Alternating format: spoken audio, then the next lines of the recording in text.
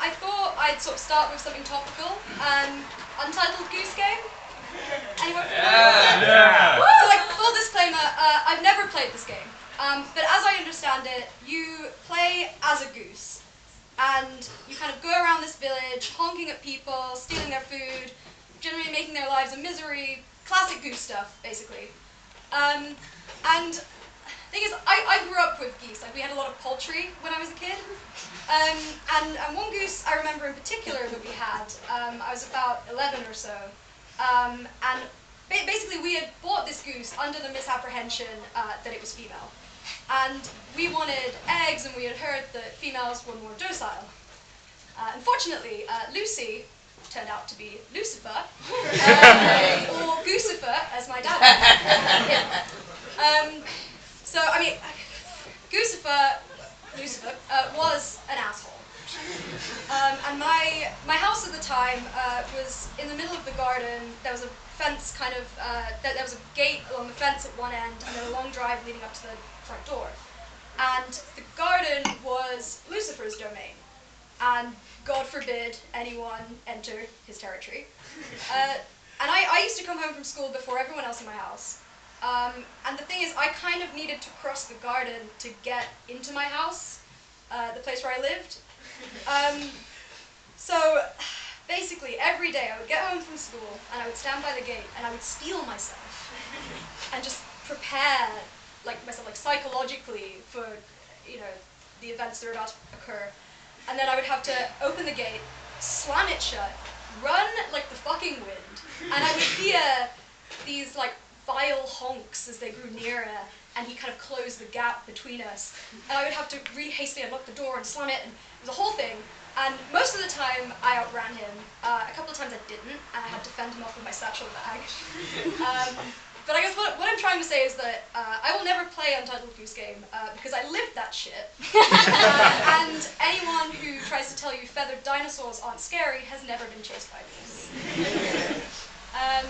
So I don't know if maybe the Doc Martens or the bad dye job had already clued you in, but I'm gay. Hey. Any gay people here? Woo! Any straight people? Woo! In 2019. But yeah, I mean, it took me a surprisingly long time to come to terms with my latent homosexuality. Especially given that for most of my high school career, I had that quintessential lesbian haircut, meaning that I sort of looked like a pound store Justin Bieber. And I think part of the reason it took me such a long time to come to terms with this fact is because I lived in a number of places besides the UK that weren't, shall we say, gay-friendly. So, Russia. Strict policy of if you see something, gay bash them. Malaysia made headlines a few years ago because some women were publicly whipped for crimes of first-degree lesbianism. And the American South. So, enough said. But yeah, I mean, it took me a while. And I think I first sort of realized, maybe something was a bit different when I was, 13. And I had, this Paramore poster in my room. It's, the emo phase. We all had one, and if you didn't, fucking liar. But yeah, I had this poster, and I was like, Hayley Williams is kind of hot. And then I kind of thought about the implications of that, what if I'm into girls, what would that mean? Thinking about the logistics of coming out to family. And I kind of got to this point where I just thought, that's a problem for future me. And I swept that shit under the rug. To the point where I didn't really kind of reconsider my sexual orientation until I was 17. So that's 4 years. I procrastinated my sexuality. But yeah, I mean, I'm a pretty nervous person, I think it's fair to say, so I don't know why I signed myself up for this. So I have OCD. I've had it since I was 10. I'm 22 now, so it's not going to go anywhere. The problem with telling, when I say that to people, they assume that I'm sort of this anally retentive kind of neat freak. That's not really the case for me at all. I mentioned it to a friend a little while back, and he was just sort of oh, can you come clean my room? And I was like, first of all, no. And secondly, Jack, you've seen my house. Do you think someone with tidying compulsions could live like that? Like, I found a mug of coffee under my desk the other day that was a better bacterial culture than any I'd grown in the lab. And I'm a postgrad biology student, so... But yeah, I mean, I don't have the useful kind of OCD that I'm sure my housemates would prefer I had. It's more the kind of one where you're like, oh, if I don't flick this light switch on and off 12 times, my entire family will die in a fiery blaze. And like, I like to think that I'm like a reasonably intelligent person. Like, I blacked my way into grad school, so I know logically there is absolutely no relationship between those two things.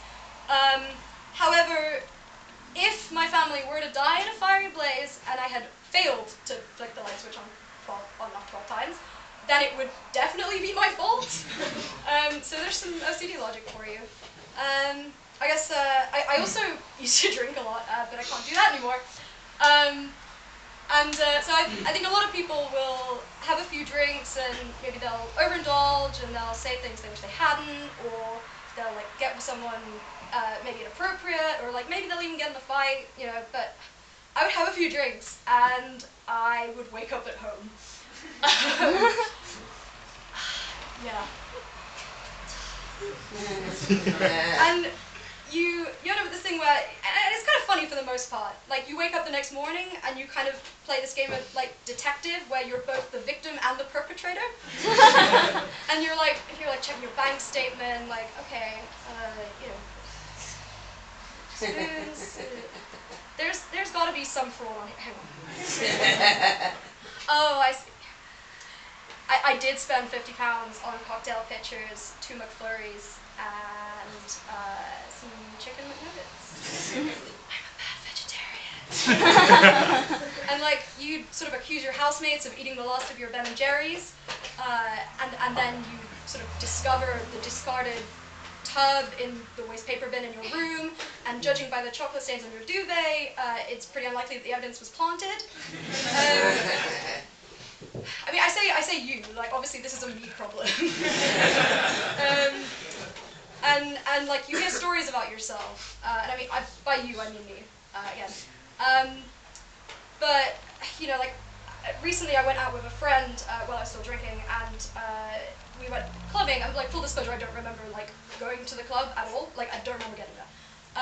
And like, eventually, kind of, she realized I was a bit out of it. We'd been there for a while. She pulled the Uber back. And as we kind of pulled up in our driveway, she was paying the driver. I, in my infinite drunken wisdom, decided to do a barrel roll out of the side door.